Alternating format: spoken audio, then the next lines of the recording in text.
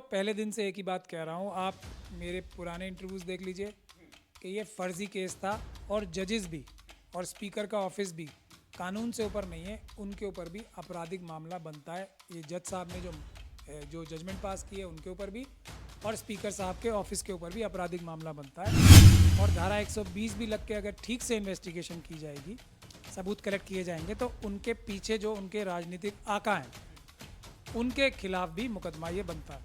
अब ये जज कितनी भी कोशिश कर ले, कितना भी गलत जजमेंट पास करने की कोशिश कर ले, कोई भी अगर अच्छी मजबूत लीगल टीम होगी तो ऐसे लचर मुकदमे में, ऐसे बगैर सबूत रहित मुकदमे में सज़ा हो ही नहीं सकती। ये फिर छाती तान के लोकसभा में घुसें और बोले मोदी जी को जाके कि आपकी तमाम साजिशों के, तमाम हमलों के बाद मैं देश के संविधान की, देश के लोगों की, गरीबों की, मजलूमों की हिफाजत करने के लिए वापस आ गया हूँ। सिंगम एंट्री होनी चाहिए।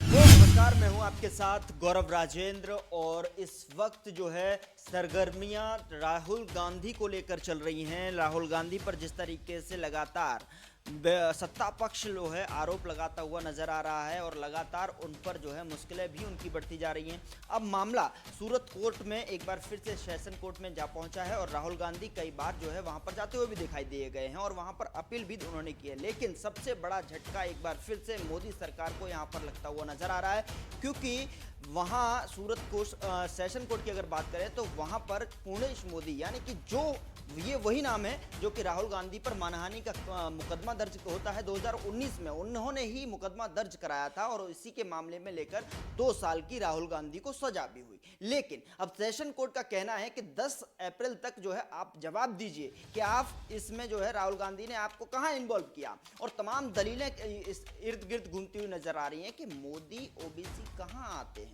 क्या ओबीसी में मोदी सरनेम आता है? क्या इसमें ओबीसी जाति को, जनजाति को जो है इसमें त्रुटि पहुंची है? क्या उनको जो है अवहेलना की गई है? तमाम ये मामले पर जो है चर्चा करने के लिए हमारे साथ सुप्रीम कोर्ट के वकील महमूद प्राचा जी हैं, उनसे जानकारी हासिल करते हैं। सर, स्वागत है सबसे पहले आपका। और जिस तरीके से फटकार लगाते हुए नजर आ रहे हैं यहाँ पर सेशन कोर्ट, उस पर क्या कहेंगे? देखिए, मैं तो पहले दिन से एक ही बात कह रहा हूँ, आप मेरे पुराने इंटरव्यूज़ देख लीजिए कि ये फर्जी केस था और जजेस भी और स्पीकर का ऑफिस भी कानून से ऊपर नहीं है, उनके ऊपर भी आपराधिक मामला बनता है। ये जज साहब ने जो जजमेंट पास की है उनके ऊपर भी और स्पीकर साहब के ऑफिस के ऊपर भी आपराधिक मामला बनता है। और धारा 120 भी लग के अगर ठीक से इन्वेस्टिगेशन की जाएगी, सबूत कलेक्ट किए जाएंगे तो उनके पीछे जो उनके राजनीतिक आका हैं उनके खिलाफ भी मुकदमा ये बनता है।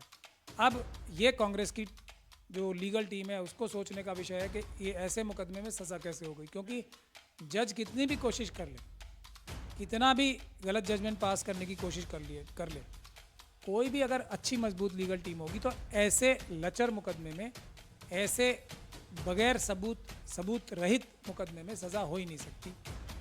और दूसरी बात जो मैं कहना चाहता हूँ कि कोई भी अदालत जब अब जाएगी ऊपर तो इसको डिसमिस करेगी, तो वही आप लोग देखेंगे बहुत जल्दी होगा। लेकिन कांग्रेस की टीम को प्रोएक्टिव होना चाहिए।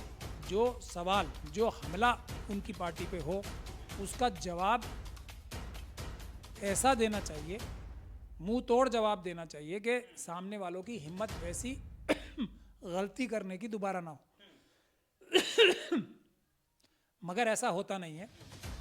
कांग्रेस इस केस में भी जो उनके सबसे बड़े लीडर के खिलाफ इतना बड़ा झूठा एक कार्रवाई हो रही है, उसमें कहीं ना कहीं डिफेंसिव मोड में नज़र आती है, बैकफुट पे नज़र आती है। इससे उनका हौसला और बढ़ता है।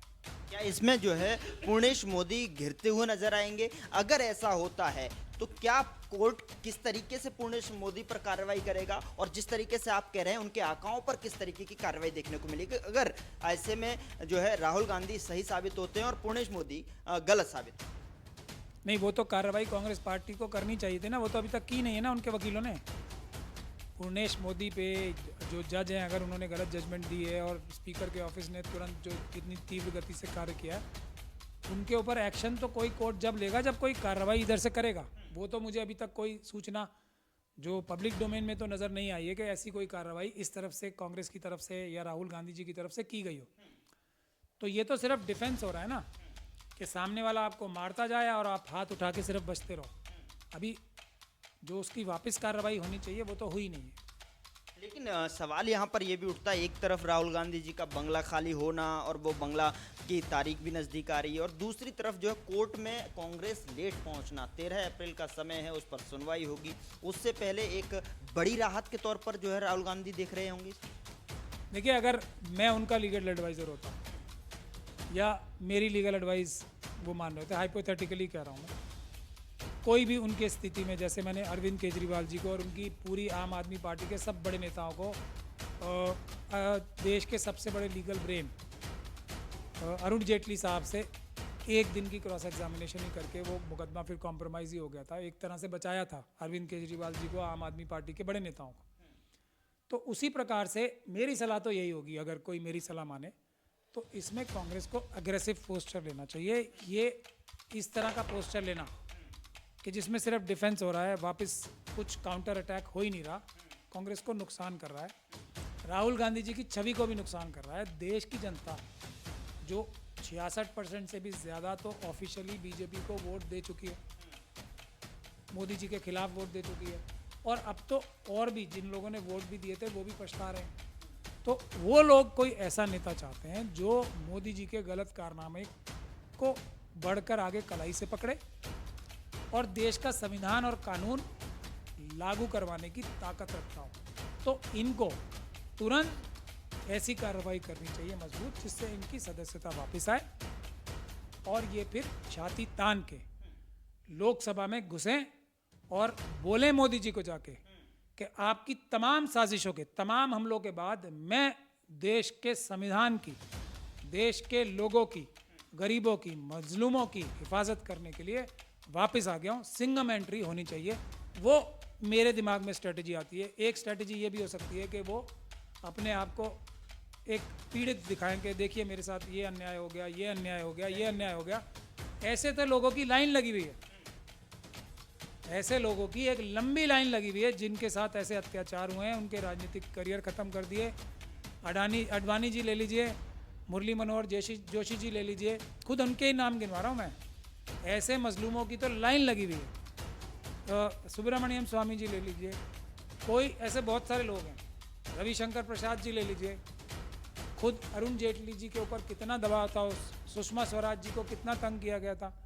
तो देश की जनता एक ऐसे लोगों की एक टीम चाहती है जो इन गलत काम करने वालों को कलाई से पकड़ के रोके और इनके गलत काम बंद कराए और कहे कि नहीं, न्याय, सच्चाई और संविधान की जीत होगी। तुम लोगों के गलत कारनामे, तुम लोगों की चोरियां, डकैतियां और ये लूटपाट और ये बेईमानी हम लोग नहीं होने देंगे। ऐसे लीडरों की जरूरत देश को है, देश की जनता ऐसे लीडरों को चाहती है। तो आप कहना चाह रहे हैं कि सिंघम की तरह एंट्री लेंगे राहुल गांधी जी सदन? लेनी चाहिए उनकी टीम को, और उनको ये कोशिश करनी चाहिए कि तुमने अपने सारे दांव चल लिए, लेकिन मैं वापस आ गया, मैं तुम लोगों की चोरियों को पकड़ूंगा, मैं अडानी को जेल भिजवाऊंगा, मैं अडानी, अंबानी और जैसे सभी चोरों को जेल भिजवाऊंगा, और उनके साथ चाहे अमित शाह जी हों, चाहे मोदी जी हों, उनको भी जेल भिजवाऊंगा। ऐसी एक इमेज लेके आगे बढ़नी चाहिए। दूसरी तरफ आप जज को भी जो है चुनौती दे रहे हैं, जज पर भी जो है एडवाइस दे रहे हैं कि जज पर भी केस कीजिए, आप जो है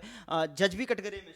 मैं कानून में प्रावधान बता रहा हूँ और ये बता रहा हूँ, अगर याद नहीं हो इनकी लीगल टीम को, कि जज भी कानून से ऊपर नहीं है। धारा भी बताता हूँ मैं, 218 धारा है, वो 219 और 18 धारा को पढ़े, आईपीसी की 120 धारा को पढ़े, तो उनको सब बातें समझ में आ जाएगी। आप पहले दिन से कह रहे हैं कि जज पर जो है मुकदमा दायर करें, जज को इसमें फंसाएं, और आप पहले दिन से ये कह रहे हैं कि इस पर जो है किस तरीके से केस वापस लिया जा सकता है। प्रोसिक्यूशन का ये जो भी मोदी हैं, क्या नाम है इनका, अरुणेश्वर या क्या नाम है, पुरनेश मोदी जी के ऊपर मैलिशियस प्रोसिक्यूशन का केस होगा, और जज साहब के ऊपर भी मुकदमा बनता है। जज साहब कोई कानून से ऊपर नहीं होते, उनके खिलाफ भी इन्हें एफआईआर करानी चाहिए। तो ऐसे में जो है इसमें पूरे में बीजेपी का भी प्रकरण जो है सामने आएगा, बीजेपी भी गिरती हुई नजर आएगी कटघरे में।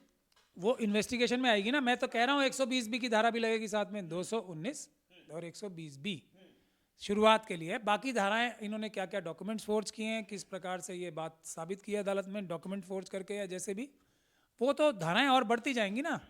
पर शुरू में कार्रवाई करने के लिए तो इन धाराओं में मुकदमा इन्हें फाइल करना चाहिए। क्या आपको लगता है कि पूरा मामला जोर जबरदस्ती का है, प्रेशर करके, या फिर कह सकते हैं आप जो है षड्यंत्र के तहत जो है राहुल गांधी? पूरी पूरी तरीके से बड़ा षड्यंत्र करके, टाइमिंग का षड्यंत्र, जज हाई कोर्ट से केस विड्रॉ करने का षड्यंत्र, जज साहब का एक इंसिडेंटली प्रमोशन हो जाने का षड्यंत्र, ये सब षड्यंत्र के दायरे में ही आते हैं ना। लेकिन सच्चाई इन्वेस्टिगेशन के बाद आएगी। लेकिन इन्वेस्टिगेशन कब शुरू होती है? जब आप कंप्लेंट करें। कंप्लेंट तो करें, तभी तो कुछ आएगा। अगर आप उस रास्ते ही नहीं चलेंगे तो वो तो आपको पीटे जाएंगे और आप पीटे जाएंगे और बताते जाएंगे हम मजलूम हैं, हमें मारा, हमें बचाओ, जनता से गुहार लगाते जाएंगे। लेकिन आपकी नज़र में मेरा आखिरी सवाल ये है कि 13 तारीख को जो सुनवाई होने वाली है उसमें क्या कुछ निकल के आ सकता है इस पूरे मामले को देखते हुए? क्योंकि सेशन कोर्ट का ये कहना कि आप ये बताइए कि आपका नाम कहाँ इन्वॉल्व हुआ है, और ऐसे में अब राहुल गांधी भी वहाँ पहुँच गए हैं, उनकी लीगल टीम भी वहाँ अंदर पहुँच चुकी है, ऐसे में क्या करना चाहिए? देखिए, मैं इशारे में सिर्फ इतना ही बता सकता हूँ कि ये केस अगर राहुल गांधी जी, जो मैं उनकी जो इंटेलेक्चुअल कैपेसिटी मैं उनकी पब्लिक डोमेन में देखता हूँ, तो अगर वो खुद केस आर्ग्यू करेंगे तो चुटकियों में ये इस जो ऑर्डर है कन्विक्शन का, उनकी स्टे भी हो जाएगा और उनकी तुरंत सदस्यता वापस भी आ जाएगी, अगर वो स्वयं आर्ग्यू करें तो। बाकी मैं कोई टिप्पणी कर नहीं चाहता, क्योंकि ये केस इतना हल्का बेबुनियाद है कि इसके पैर ही नहीं है ना खड़े होने के। तो राहुल गांधी जी जैसा व्यक्ति कोई अपनी बहस करेगा तो वो आराम से केस जीत जाएगा, और ये जो जजमेंट है वो सेट असाइड हो जाएगी। स्टे तो कम से कम 13 को ही हो जाएगा। तो आपने देखा कि ये थे सुप्रीम कोर्ट के वकील, वरिष्ठ वकील महमूद प्राचा जी, जिन्होंने कहा कि आने वाले दिनों में जो है राहुल गांधी की सदन के अंदर जो एंट्री होने वाली है वो सिंघम के तौर पर देखने को मिलेगी, क्योंकि इस जो केस है ना उसके पैर है ना ही उसका वजूद है। तो ऐसे में देखने वाली बात होगी किस तरीके से सेशन कोर्ट में जो है आगे की सुनवाई होती है और किस तरीके से राहुल गांधी की वापसी सिंघम के तौर पर देखने को मिलती है। फिलहाल इस रिपोर्ट में इतना ही। नमस्कार।